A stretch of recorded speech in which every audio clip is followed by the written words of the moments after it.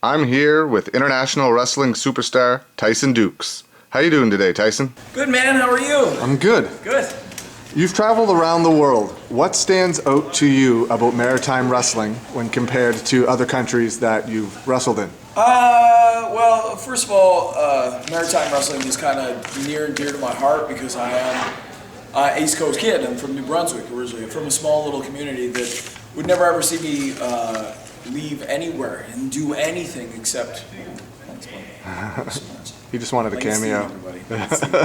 So that's the way it is that no one expected me to do anything. They expected me to. I was born and grew up to live and work with my father, pretty much.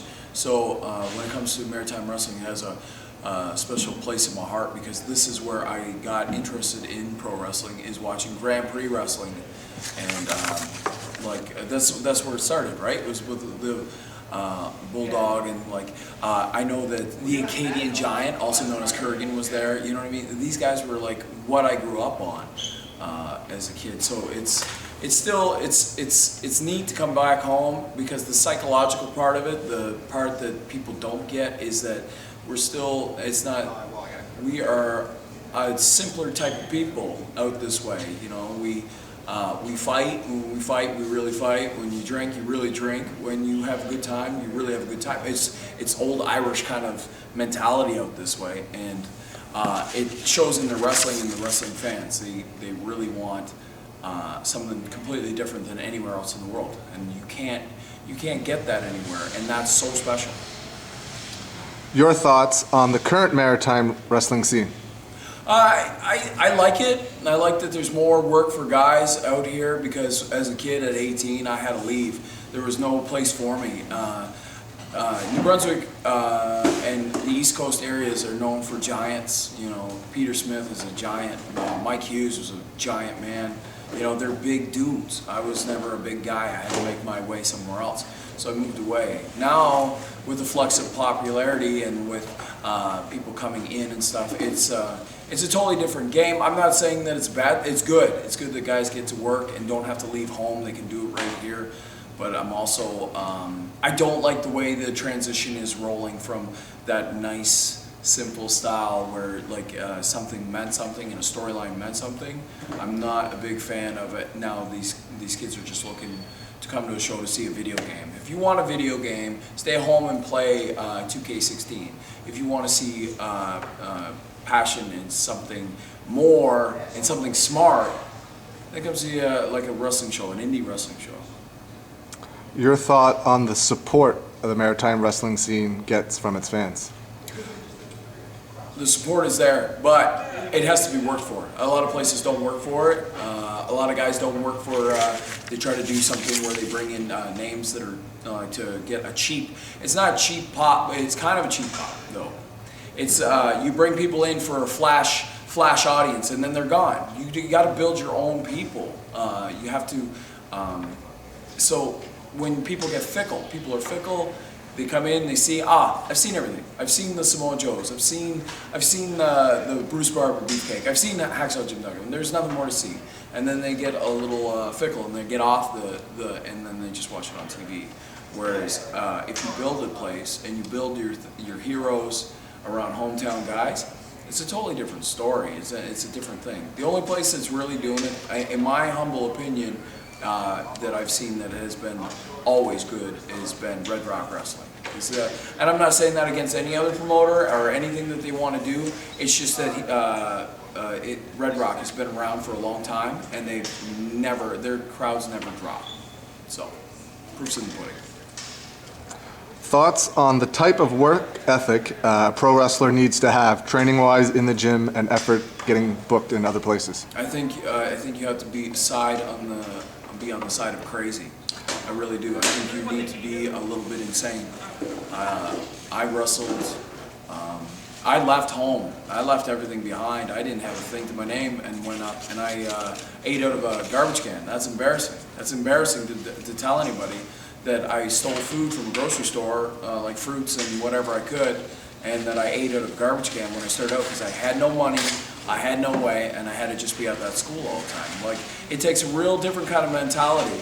My fiance wrestled for a little bit, and she didn't understand how we could go out and do that night in, night out for how much we make. When like, she would go out and do the show or ballet something, they weren't going to pay her. They said, well, just come with Tyson. You can do, you can come and help us out or whatever, and get your name out there, and then we'll start paying you. She didn't understand the concept. You have to be a little bit nuts to do what we do, and if you want to do it well, you got to be a bit of a psychopath.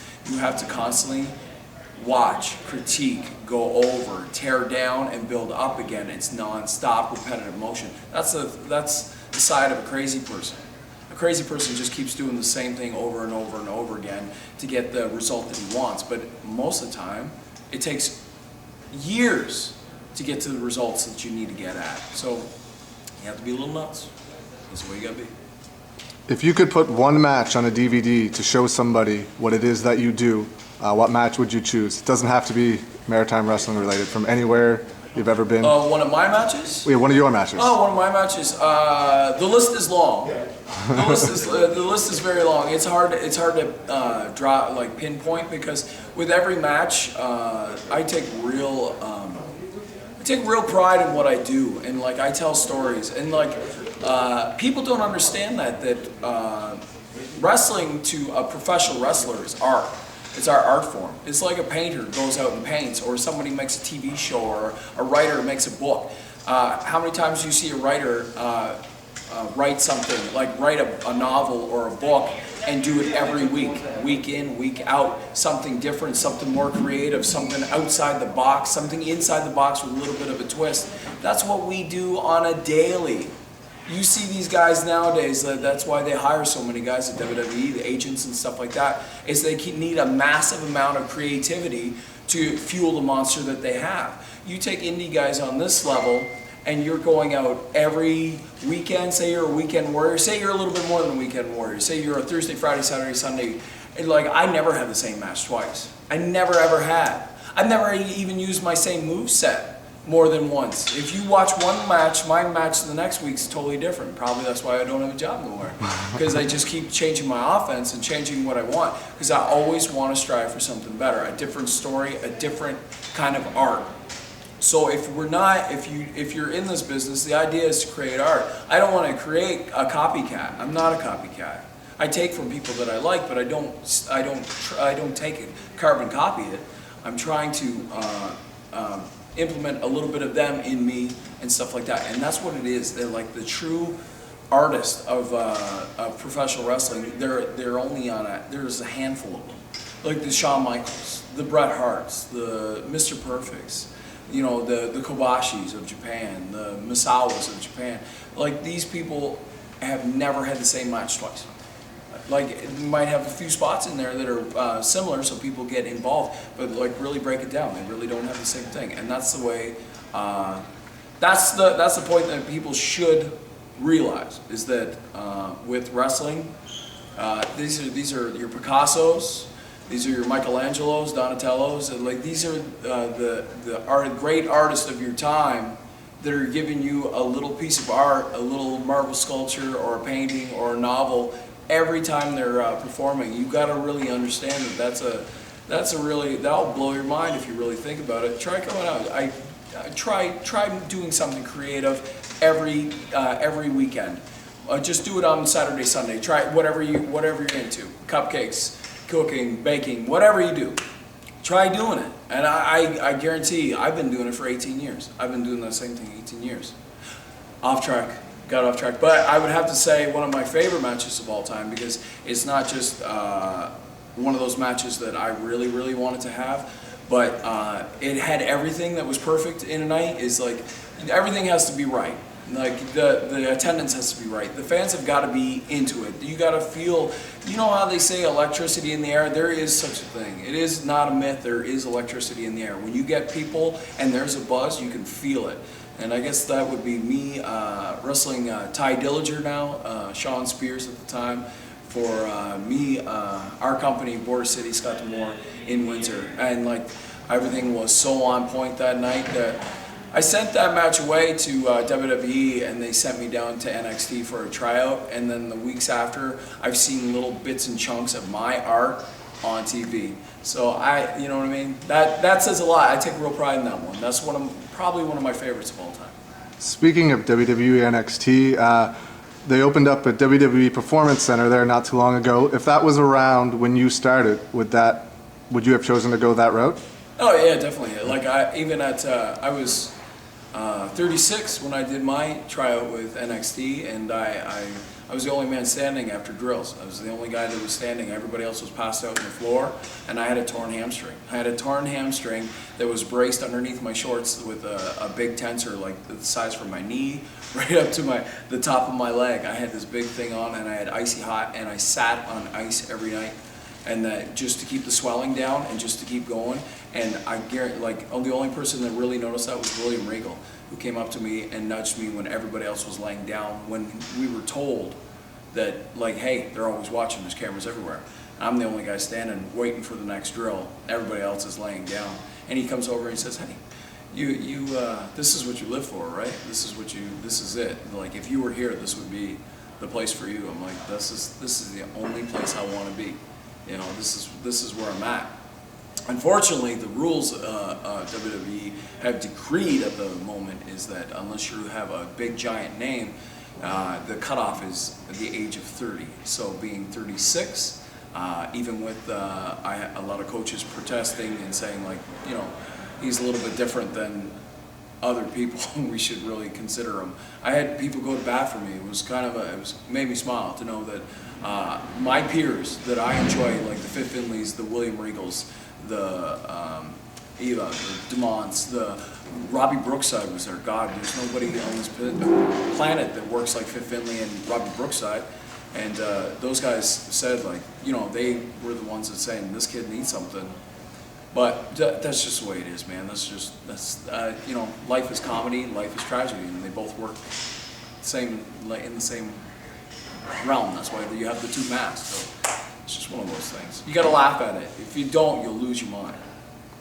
Thoughts on the support you get from the fans wherever you go all over the world? You know what? I find that the little moments with fans, the best. I find that when I meet somebody, when I miss my flight to Japan, I am so sorry, Nakamura, for missing that flight, by the way, and costing you so much money on that. But when I missed my 01 flight, and then I was just there, just in time to wrestle Masato, I had fans waiting outside the airport terminal for me to sign stuff. They knew I was coming, and they waited. And I don't know, I was a full day behind, and these people were waiting. It's like little moments like that, or when you see kids and they're like, when they start to grow up, because I've been at this way too long for any human being to really do it at this level. But I remember these kids, and now they've all grown up, and they say, hey man, you're what inspired me to wrestle. Or even there was one kid, he didn't even want to wrestle. He came to a little seminar I did when I was doing ROH, and he's turned into a bodybuilder. And he said, it's because of watching you and your work ethic, it inspired me to go further and just caution you to win. So those are the sweet, subtle moments. The yelling and screaming of fans and stuff, that's one thing, but to have an intimate moment with somebody on a whole different level is another kind of aspect to. It's what life is, and that's what makes life beautiful. If that doesn't, that's pretty poetic and weird. I get it, but it's the way it is. That's true to life. What do you think 2016 will hold for Tyson Dux? It's the same as always, man. It's all I'm not giving up. I got a young kid now who's 13 years old, and this is all he lives for. Unfortunately, he's got the bug that I do, and I know there's no stopping him. So if there's no stopping him, and there's no if you live with disappointment, it will eat you up. But if I can live outside that realm of disappointment and live for a different generation. Maybe it wasn't me it was never meant for me to do. I was in WWE and hurt my knee when I was supposed to sign. So maybe it was never meant for me to do it. Maybe that's the whole sign. Maybe that's the funny part of it. Maybe it's not for me. But it could be for him. He could be the next Rock. He could be the next Austin. You never know. So I am still at this 100%, and I will give 100% to the people that come up and they pay $10, $15, $20. I'm there for them, and I will put on the best show I can. Hurt, not hurt, bad day, good day, doesn't matter. I'm out there for them. For the time I'm out there, it's all about them. But a little bit of the piece of me in the back of my head, it's for him. It's for my kid. That eventually, when he grows up and he says, you know what, I'm certain that I want to do this. At least I have cut him a path that's better than mine was. And that's all I can ask. In closing, is there anything you'd like to say to the fans of Tyson Dux? It's been almost 20 years, and it's been a fun ride, and I enjoy that you people are still hanging out and enjoying my stuff and coming out, and anytime you see me, you come with smiles and shaking hands and stuff like that, or if I've been bad and you booed me, I've enjoyed being your villain, and I've enjoyed being your hero, and I will enjoy from the rest of my days just remembering all you people. Thank you. Thank you very much for your time. Thanks.